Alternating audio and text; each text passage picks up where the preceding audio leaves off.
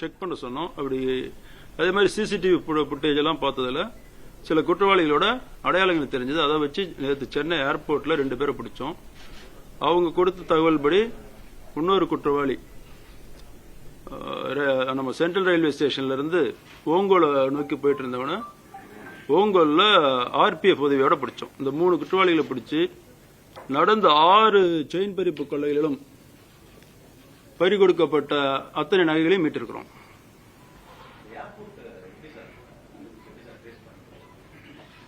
அதாவது நமக்கு CCTV footage கிடைச்சது இல்லையா, அதுல குற்றவாளியோட ஓரளவுக்கு அடையாளங்கள், அவன் மாஸ்க் எல்லாம் போட்டிருந்தா கூட ஓரளவுக்கு அடையாளங்கள் தெரிஞ்சது.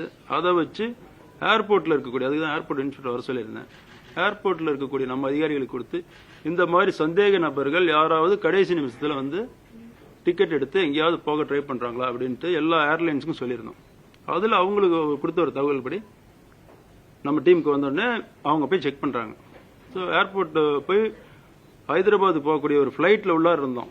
அந்த அக்யூஸ்ட் அவனு ஆமா எல்லாரும் போய் உட்காந்துட்டான். பட் நாம அந்த இது வச்சு ஏர்லைன்ஸ் அத்தாரிட்டி சொல்லி உள்ளார போய் செக் பண்ணி பிடிச்சோம். அப்போ வந்து வாங்க இல்ல அப்பதான் வந்து வாங்க.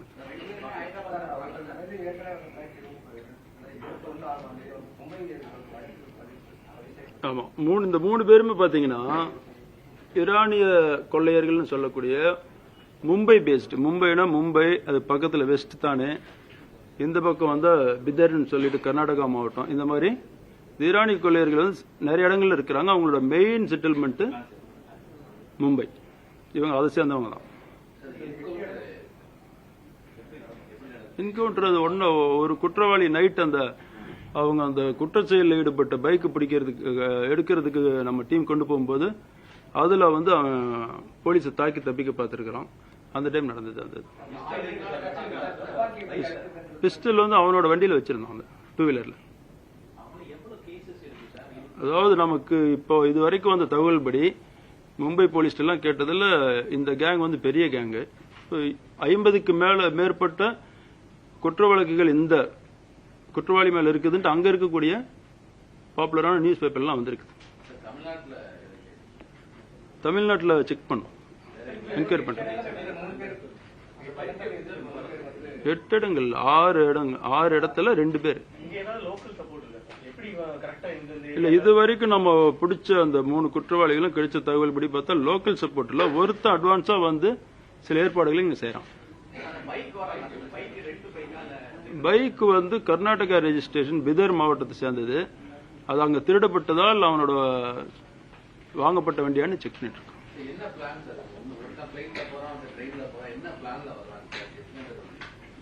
ஏதாவது நிறைய இன்வெஸ்டிகேஷன் டீட்டெயில் சொல்ல முடியாது. FIR படி இருக்கிறது நான் சொல்றேன் உங்களுக்கு. 2 குற்றவாளியுமே நேற்று காலையில தான் வரான். ஒருத்தர் வந்து மிட் நைட் வரான், அரௌண்ட் 2 o'clock.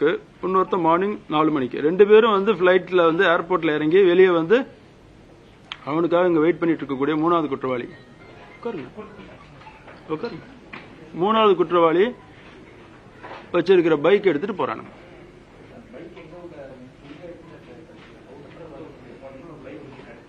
அதான் சொன்ன, நீங்க கவனிக்கல. அதாவது அது கர்நாடகா ரெஜிஸ்ட்ரேஷன் வண்டி, பிதர் மாவட்டத்தை சேர்ந்தது. செக் பண்ணுவாங்க.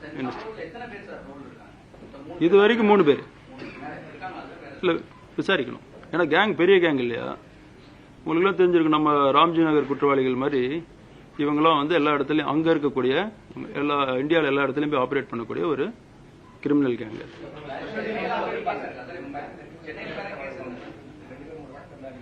அதான் விசாரிச்சுட்டு இருக்கிறோம்.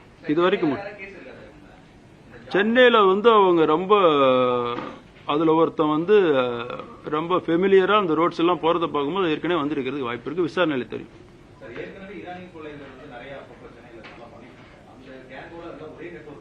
இல்ல, நமக்கு இதுக்கு முன்னாடி இருந்த ஈரானி கொள்ளையர்கள் என்னுடைய அனுபவத்தில் பார்க்கும்போது அவங்களும் அட்டென்ஷன் டைவர்ஷன் தான் பண்ணுவாங்க. செயின் பறிப்பு, கொள்ளை அப்படிங்கிறது இந்த டைம் தான் நமக்கு வந்துருக்கு.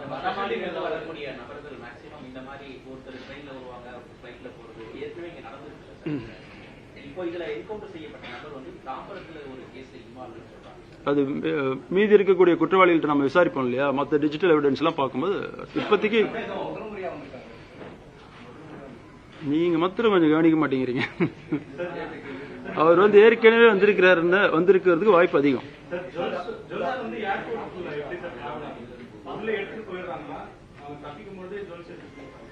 இல்ல அந்த 3 பேர் பிரிச்சு எடுத்துட்டு போறாங்க இல்லையா? இப்ப அந்த ஓங்கோல்ல பிடிச்ச குற்றவாளி இப்ப வந்துட்டு இருக்கிறான். இன்னும் கூடிய இதுல நம்ம டீம் கொண்டு வந்துட்டு இருக்கிறாங்க. இன்னும் கொஞ்ச நேரத்துல வந்துருவான் சென்னைக்கு. அவன்கிட்ட ஒரு சில நகைகள் இருக்கு.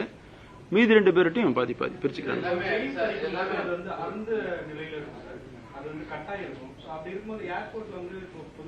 ஏர்போர்ட்ல இந்த மாதிரி சின்ன சின்ன நகை எடுத்துட்டு போறதா செக் பண்ண மாட்டோம். அது தெரியல, ஏர்போர்ட்ல கேட்டு சொல்றேன். மொத்தம் 6 செயின் பாத்தீங்கன்னா மொத்தம் 26 சவரன் என்னமோ எல்லாமே ரெக்கவர்டு. இதுல ஒரே ஒரு நமக்கு இதுல ஒரு பெண்மணி மொத்தம் ஒரு 65 வயது பெண்மணி இந்த செயின் அக்கும் போது கீழே விழுந்ததுல அடிபட்டு ஹாஸ்பிட்டல் இருக்கிறாங்க.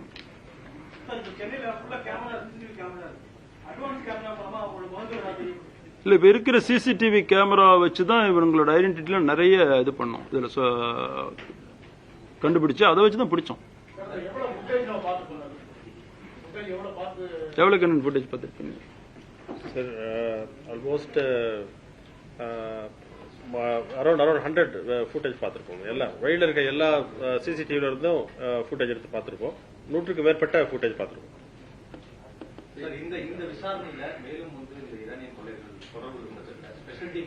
கண்டிப்பா போவோம். ஆமா, ஸ்பெஷல் டீம் கண்டிப்பா போவோம். மற்ற கண்டுபிடிக்காம இருக்கக்கூடிய கொள்ளைகள் எதுன்னு பார்ப்போம். சென்னையை பொறுத்த வரைக்கும் இந்த வருடம் இதுக்கு முன்னாடி 7 செயின் ஸ்நாச்சிங்கு, 7மே லோக்கல் அஃபெண்டர்ஸ் கண்டுபிடிச்சிட்டோம். ஸோ சென்னையை பொறுத்த வரைக்கும் கண்டுபிடிக்கப்படாத செயின் ஸ்நாச்சிங்ன்றது இல்லை. இந்த மாதிரி கேங் ஈடுபட்டதுக்கு பக்கத்தில் ஏதாவது இருந்திருக்குதான்னு செக் பண்ணி இந்த கேஸுக்கு சவுத் ஜோன்ல வந்து ஒரு 4 டீம் போட்டாங்க. மெயினா ஸ்பெஷல் டீம் போட்டது. அதான் குற்றம் நடந்ததான் 2-3 மணி நேரத்தில் பிடிச்சிட்டோமே. அவங்க எல்லாருமே வேலை பார்த்தாங்க. ஏர்போர்ட் இன்ஸ்பெக்டர் தான் வர சொல்லியிருந்தோம். அவர் மெயின் ரோலு. இன்ஸ்பெக்டர் பாண்டியன்றவர் நல்ல ஒர்க் பண்ணி சிஎஸ்எஃப் ஏர்லைனர்ஸ் எல்லாரும் கூட இது பண்ணி, ஏன்னா உள்ளாரப்பையும் அந்த அக்யூஸ்ட் நம்ம எடுக்கும்போது கூட இருக்கக்கூடிய பேசஞ்சர்ஸுமே கொஸ்டின் பண்ணுவாங்க இல்லையா? அப்போ அவங்களுக்கு எக்ஸ்பிளைன் பண்ண வேண்டியது இருந்தது. பண்ணி நம்மகிட்ட இருக்கக்கூடிய எவிடன்ஸ் எல்லாம் காமிக்கும் போது எல்லாமே நமக்கு சப்போர்ட் பண்ணி அவனை டீபோர்ட் பண்றதுக்கு ஹெல்ப் பண்ணாங்க. போலீஸ்க்கு யாரு காயல? அவன்ட்டு ஒரு கண்ட்ரி மேட் பிஸ்டல் இருந்து அதுல சுடுறான். போலீஸ் வெஹிக்கிளுக்கு தான் டேமேஜ் ஆகுது. அதாவது வந்த 3 பேர்ல 2 பேரு மும்பை பேஸ்ட், இன்னொருத்த வந்து Bhitar. So Bhitar paste fellow Hyderabad போறதுக்கு ஃபிளைட்டுக்கு ஏறான், இன்னொருத்தன் மும்பை போறதுக்கு. அதனால வண்டியில் இருந்திருக்குல்ல, செக் பண்ணிடுறோம். இல்ல இவனுங்க இந்தியா ஃபுல்லா போய் பண்றாங்க.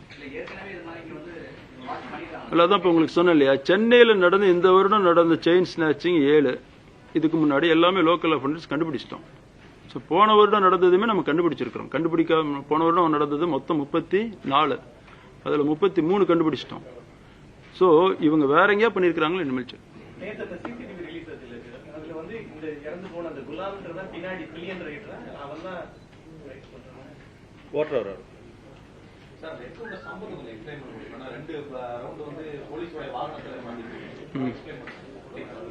சம்பவம் நடக்கும்போது நான் இல்ல இருந்தாலும் இவங்க சொன்னதை பார்க்கும்போது அவன் வந்து எடுத்து சுடுறான், 2 ரவுண்டு சுடுறான். அது போலீஸ் மேல படாம போலீஸோட வாகனம் பொலிரோ வாகனத்துல படுது. அப்புறம் போலீஸ் வந்து தற்காப்புக்காக மறுபடியும் சுற்றக்கூடாதுன்னு ஒரே ஒரு ரவுண்டு தான் சுடுறாங்க.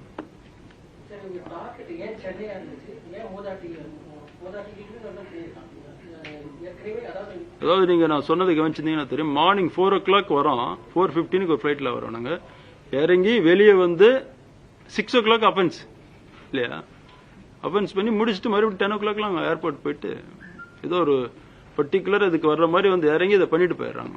நம்ம சென்னை விட்டு போயிருந்தா அவங்களை போய் பிடிக்கிறது கஷ்டம். அந்த ஏரியாலாம் இவங்க சொல்லக்கூடிய அந்த அம்பிவேலி ஏரியான்றது இந்த கேங் இருக்கிற இடங்க ஜென்ரலா உள்ளார போய் யாரையும் அரெஸ்ட் பண்றதுன்றது கொஞ்சம் கஷ்டம்னு சொல்றாங்க.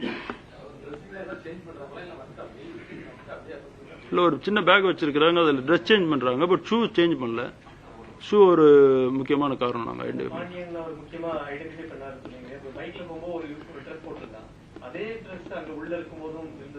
இல்ல ட்ரெஸ் அவனுக்கு பொதுவாக மாற்றுவானுங்கன்னு எங்களுக்கும் தெரியும்.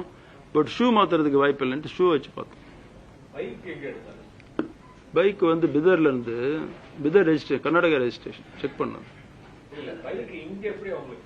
கொண்டு வந்திருக்காங்க. அதுல ஒன் ஆஃப் த அக்யூஸ்ட் வந்து பிதர் தானே, அவன் கொண்டு வந்தான். செக் போஸ்ட்ல வந்துருக்கலாம், இல்லைன்னா நம்ம இதுல கூட்ஸ் ட்ரெயின்ல போட்டு வரலாம். இந்த மாதிரி நிறைய வாய்ப்பு இருக்கு. அது என்னன்னு செக் பண்ணதானே தெரியும்.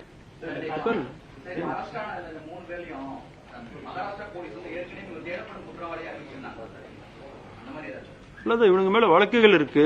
இந்த மாதிரி ஒரு கேங் ஒரு 20 பேர் கேங் ஐடென்டிஃபை பண்ணி வச்சிருக்காங்க. இதுல வந்து நம்ம இப்ப இந்த குற்ற சம்பவத்தில் ஈடுபட்ட அந்த ஜாஃபர்ன்றவன் 3வது டாப் 3ல இருக்கான். இல்ல நாம சொல்லியிருக்கிறோம்.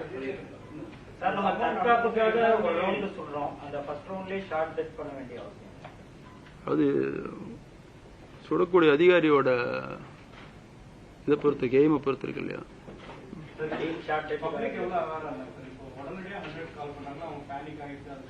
இல்ல நமக்கு உடனே வந்துருச்சு. அதனாலதான் எனக்கு நம்ம உளவுத்துறையில ராமமூர்த்தி 6:30 மணிக்கு சொல்றாரு.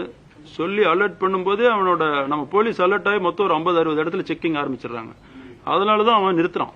இல்லைன்னா இன்னும் ஒரு கொஞ்ச நேரம் பண்ணிருப்பான்.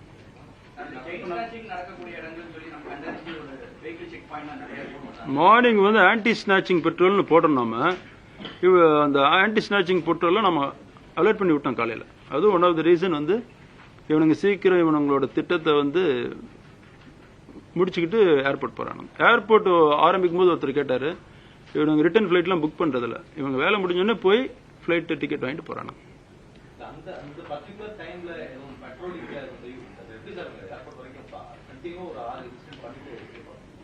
சென்னையில போலாம். சென்னையில மார்னிங் பிஸி டிராபிக் தானே. எது பேசுறேன்.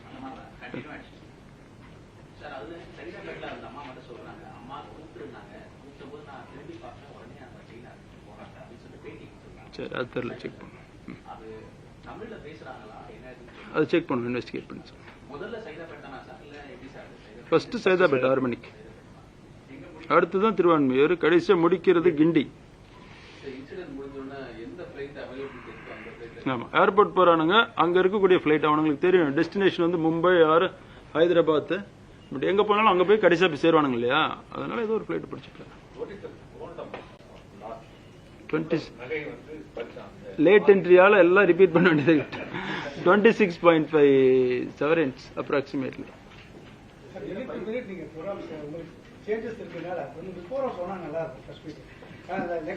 இந்த ராமமூர்த்தி கேளுங்க, அவர்கிட்ட காலையில சொல்லிட்டேன்.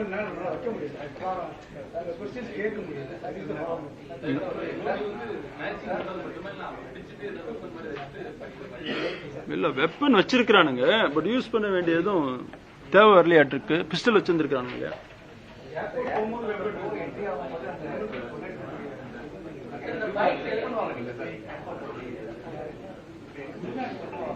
கையில் சின்ன நகையில் ஆளுக்கு 2, ஒவ்வொருத்தரும் 2 வச்சிருக்கிறோம். அதெல்லாம் சேர்த்துனா 4-5 சவரன் இருக்கும். அதெல்லாம் இன்ஸ்பெக்டர் தான், இன்ஸ்பெக்டர் புக்காரின்னு சொல்லிட்டு திருவான்மியூர் இன்ஸ்பெக்டர், லாண்ட் ஆர்டர்.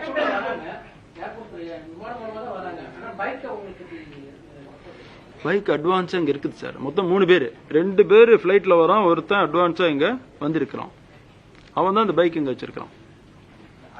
போகும்போது பைக் அங்க நிறுத்திட்டு போயிடுறானுங்க ட்ரெயின்ல, ஏர்போர்ட்ல வெளியே ஒரு இடத்துல. அதனாலதான் இந்த 2 வீலர் ஸ்டாண்டுன்னு சொன்னேன் இல்லையா. ஸ்நாச்சிங் நடந்தோடனே எல்லா 2 வீலர் ஸ்டாண்டையும் செக் பண்ண சொன்னது அதனாலதான்.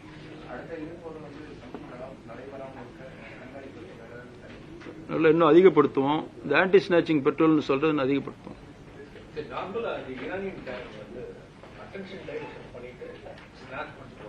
அப்பயே கொஸ்டின் லீக் ஆயிடுச்சு. பொதுவாக நாம இதுவரைக்கும் இரானியன் கேங் பிடிச்சது எல்லாமே அட்டென்ஷன் டைவர்ஷன் தான். இது ஸ்நாச்சிங், இது வேற கேங். அது பார்த்தா அந்த மாதிரி தான் தெரியுது. கண்ட்ரி மேட் பிஸ்டல் மாதிரி தான் தெரியுது. ஃபேமிலிக்கு இன்ஃபார்ம் பண்ணிருக்கிறோம், வர்றாங்க பாடி வாங்கிட்டு. ரவுண்ட்ஸ் அவன் சுட்டது 2, மீதி எவ்வளவு இருக்குன்னா 2 தான் வச்சிருக்கா. அதான் அவர் திருவான்மியூர் இன்ஸ்பெக்டர் அண்ட் டீம் அவரோட எஸ்ஐ 3 others. 3 பேர். இந்த மாதிரி பெரிய சம்பவங்களை இவ்வளவு மணி நேரத்தில் முடிக்கிறதுக்கு இதுக்கு முன்னாடி எதுவும் உதாரணம் இருக்கா இல்லை இதான் ஃபர்ஸ்ட் டைம் வந்து நிறைய பிடிச்சிருக்கோம். இதுக்கு முன்னாடி செயின் ஸ்நாச்சிங் நடந்து அடுத்தது இப்போ செயின் ஸ்நாச்சிங் குறைஞ்சிருச்சு. முதல்ல நிறைய நடக்கும் இல்லையா, நான் டிசியா இருக்கும்போது ஜெய்சியா இருக்கும்போது நடந்து வரிசை அடிச்சுட்டு போகும்போது எங்கேயாவது ஒரு இடத்துல பிடிச்சிருவாங்க போலீஸ்.